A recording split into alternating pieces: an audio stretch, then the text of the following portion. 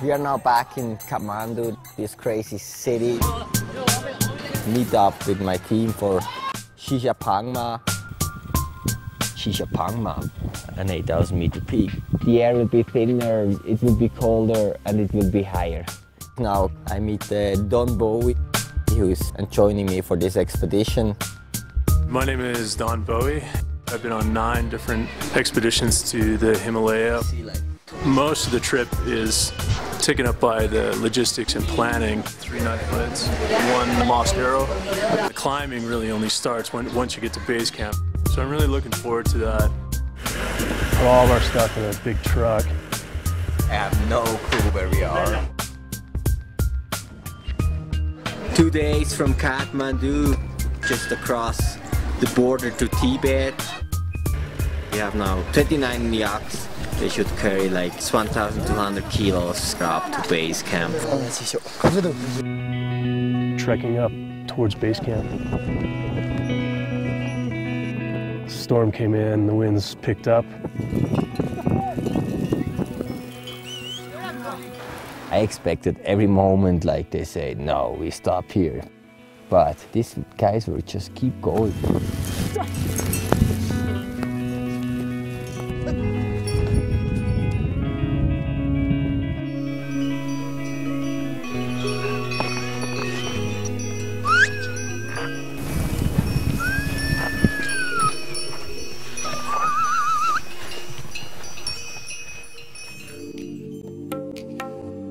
Base camp for Shisha Pangma, on the cusp of the Tibetan Plateau.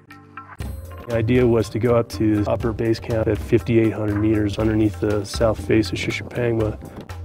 You know, you have this face just in front of you and oh, this looks so beautiful, you know, it looks like good condition. Sorry. My fever is like kicking in. I'm like absolutely roasting. I'm gonna have to take this jacket off. I love being sick at base camp. We got a forecast that said essentially the next day and a half is going to be pretty good, but after that the weather was going to break down. And I'm fighting a little bit of a chest infection. Window shaping up for Don told me, yeah, if you want to go to summit and you feel good, go for it. Ueli said that it looked soloable, mostly snow, a little bit of ice. I thought if we got a couple of days, I'm not going to spoil his shot.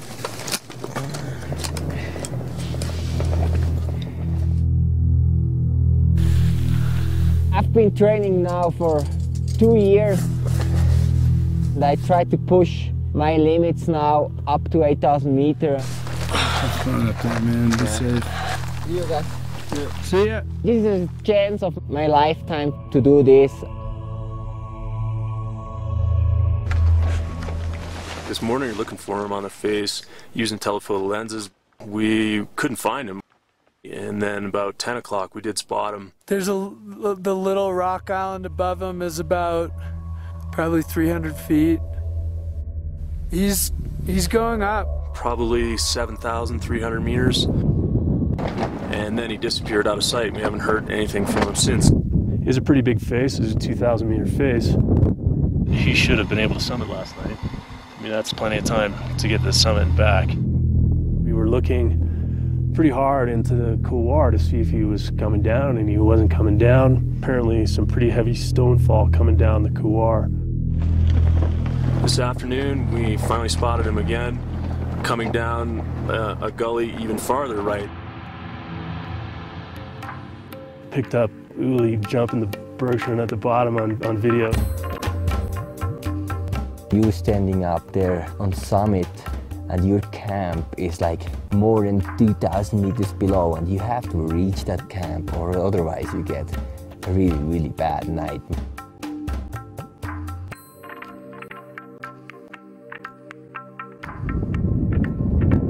Now coming back, I don't really feel wasted. I'm a little bit tired, but I know I will recover. Just took it to the far end.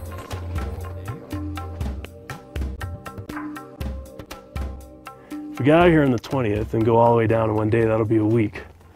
Now, In 2009, I was on an expedition. I spent 75 days at base camp.